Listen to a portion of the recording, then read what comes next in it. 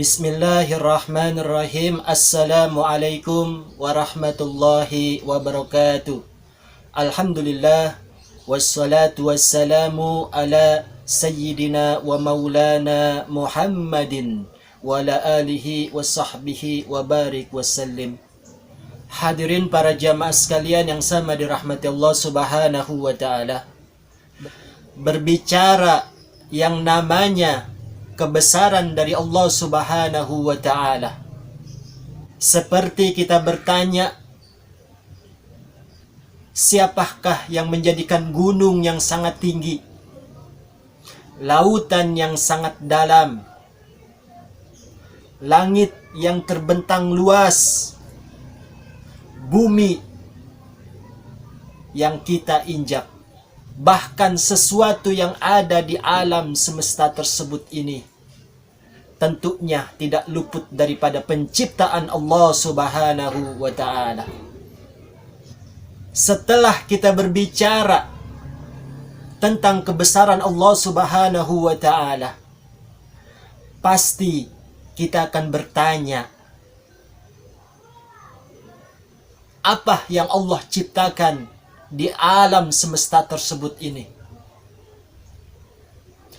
yang mana di dalam Al-Quran Allah subhanahu wa ta'ala sangat banyak sekali menunjukkan kebesaran dan kehebatan dirinya. Allah subhanahu wa ta'ala lah zat yang maha pencipta, yang maha menjadikan sesuatu yang ada di alam semesta tersebut ini, baik sesuatu yang gaib, baik alam nyata ataupun alam yang tidak nyata. Yang mana di dalam Al-Quran Allah subhanahu wa ta'ala mengatakan, Huwa, akulah Allah subhanahu wa ta'ala, alladzi khalaqalakum ma fil ardi jami'an, yang telah menjadikan bumi tersebut ini seluruhnya. Thumma stawa ila sama, kemudian Allah subhanahu wa ta'ala menjadikan langit, fasawahunna sab'a samawat, dengan 7 lapis langit, wa huwa bikulli syai'in alim, dan Allah subhanahu wa ta'ala lah yang mengetahui segala sesuatu yang ada di alam semesta ini. Subhanallah. Dan di ayat-ayat yang lain Allah subhanahu wa ta'ala menunjukkan kehebatan dirinya, menunjukkan segala sesuatu yang Dia tampakkan untuk kita semuanya. Di lain ayat dikatakan khalaqas samawati wal ar, Allah lah zat yang menjadikan langit dan bumi. Wa khalaqal malaikah, Allah lah yang menjadikan para malaikat-malaikat kesemuanya. Khalaqal insan, Allah menjadikan setiap manusia. Wa khalaqal bahra, Allah menjadikan lautan. Dan banyak di dalam surat Al-Anbiya Allah subhanahu wa ta'ala menunjukkan kehebatannya, menunjukkan kebesarannya, menunjukkan kejadian-kejadian yang diciptakan oleh Allah subhanahu wa ta'ala. Di lain ayat Allah subhanahu wa ta'ala mengatakan, waja'alna, dan aku telah menjadikan, fil ardi, di permukaan bumi tersebut ini, rawasiya antamida bihim, beberapa gunung, agar bumi tersebut ini kokoh dengan gunung yang menjulang tinggi. Di lain ayat waja'alna sama, Allah menciptakan langit dan seisinya.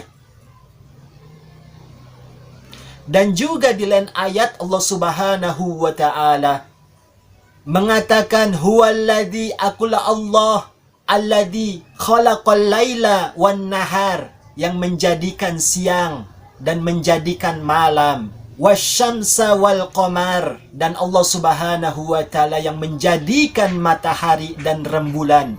Waja'alna, dan aku, kata Allah Subhanahu wa taala, minal ma'i kulla syai'in, yang menjadikan di setiap air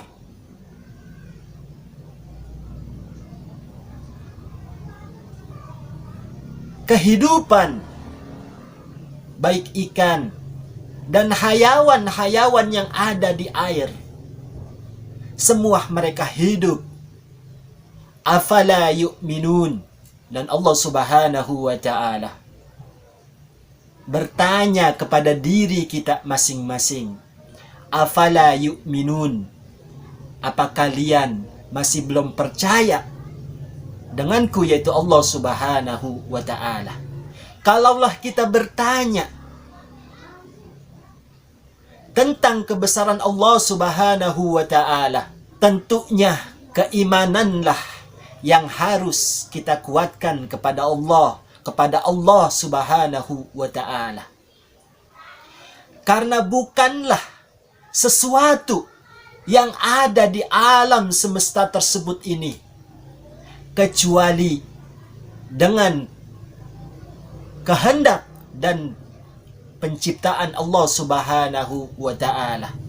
Hadirin jamaah sekalian yang sama dirahmati Allah Subhanahu wa ta'ala, tatkala pembuktian-pembuktian yang telah Allah Subhanahu wa ta'ala buktikan kepada kita, baik pembuktian yang masuk di akal atau pembuktian yang tidak masuk di akal, semua daripada penciptaan Allah Subhanahu wa ta'ala, kehebatan Allah Subhanahu wa ta'ala, tiada lain untuk mempertebal daripada keimanan kita kepada Allah Subhanahu wa ta'ala.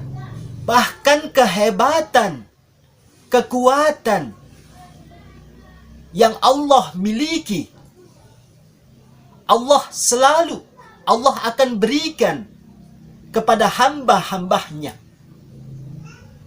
baik hamba yang beriman kepada Allah Subhanahu wa ta'ala ataupun hamba yang kufur kepada Allah Subhanahu wa ta'ala. Dengan sifat keluhuran dan keagungan Allah Subhanahu wa ta'ala, Allah memberikan suatu kehebatan, Allah memberikan suatu kelebihan, Allah memberikan suatu kekuatan kepada hamba-hambanya, baik yang beriman ataupun yang tidak beriman kepada Allah Subhanahu wa ta'ala. Yang mana Allah berikan suatu kehebatan, suatu pembuktian, semata ini untuk membuktikan kepada kita tentang kehebatan dan kebesaran Allah Subhanahu wa ta'ala. Tatkala hati tidak mampu mempercayai segala sesuatu yang ada di alam semesta tersebut ini, ciptaan daripada Allah Subhanahu wa ta'ala, maka Allah buktikan kepada hamba-hambanya, baik yang beriman ataupun yang tidak beriman, semata untuk menjadi pelajaran untuk kita, bahwasanya ada kebesaran dari Allah Subhanahu wa ta'ala yang Allah berikan, yang Allah titipkan kepada hamba-hambanya selaku manusia. Di dalam kehebatan Allah Subhanahu wa ta'ala, Allah telah memberikan kehebatan kepada seorang nabi dan rasulnya yang bernama dengan mukjizat. Mukjizat adalah sesuatu hal yang luar biasa yang dimiliki oleh nabi dan rasul,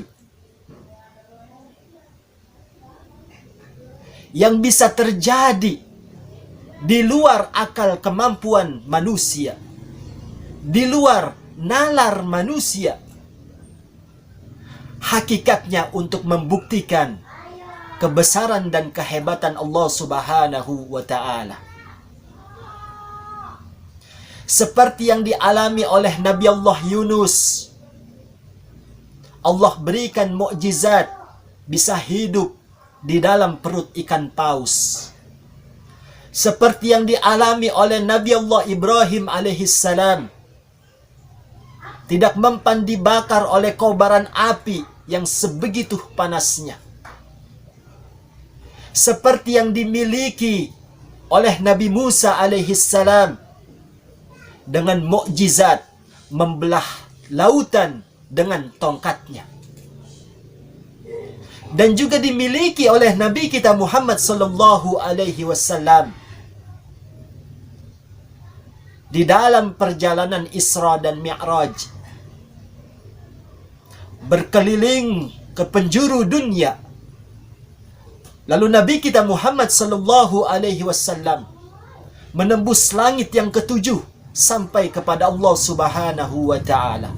Tatkala akal dan logika tidak menerima semua mukjizat yang Allah berikan kepada para nabi dan rasul, keimananlah yang kita kuatkan kepada Allah Subhanahu wa taala, zat yang maha memiliki kehebatan, zat yang maha memiliki kuatan yang diberikan oleh para hamba-hambanya. Tatkala diri kita selaku manusia, umat daripada Nabi kita Muhammad sallallahu alaihi wasallam, sebagai umat akhiruz zaman, umat yang terakhir, yang mana diri kita sudah tidak dapat berjumpa lagi dengan para anbiya wal mursalin, para nabi dan rasul.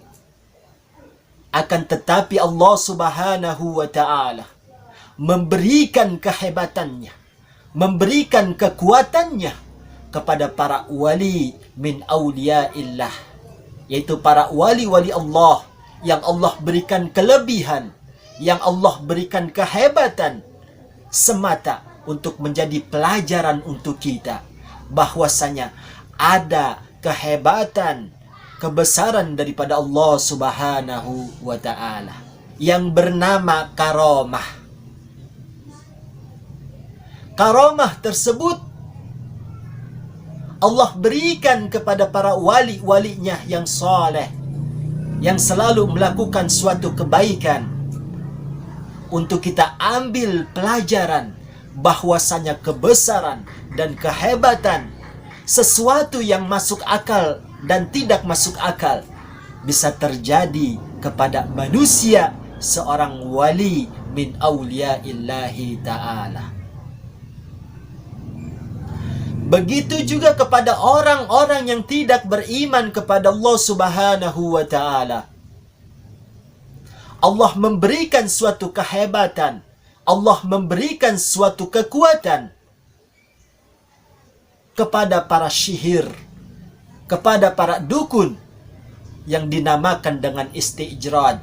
Kehebatan yang dimiliki oleh orang-orang yang tidak beriman,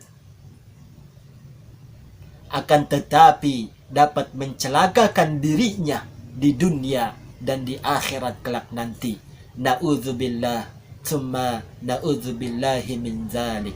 Oleh karena itulah, mari sama kita tadabburi, kita pelajari suatu hal di luar akal kemampuan pikiran kita,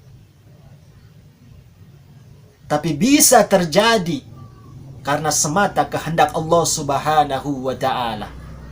Dan mudah-mudahan menambah daripada keimanan kita kepada Allah Subhanahu wa ta'ala yang telah dibuktikan di alam semesta tersebut ini, dan juga para manusia yang mempunyai kehebatan, kekuatan yang sangat luar biasa semata dari Allah Subhanahu wa ta'ala. Mudah-mudahan kita orang-orang yang diberikan suatu kekuatan, kehebatan dari Allah Subhanahu wa ta'ala.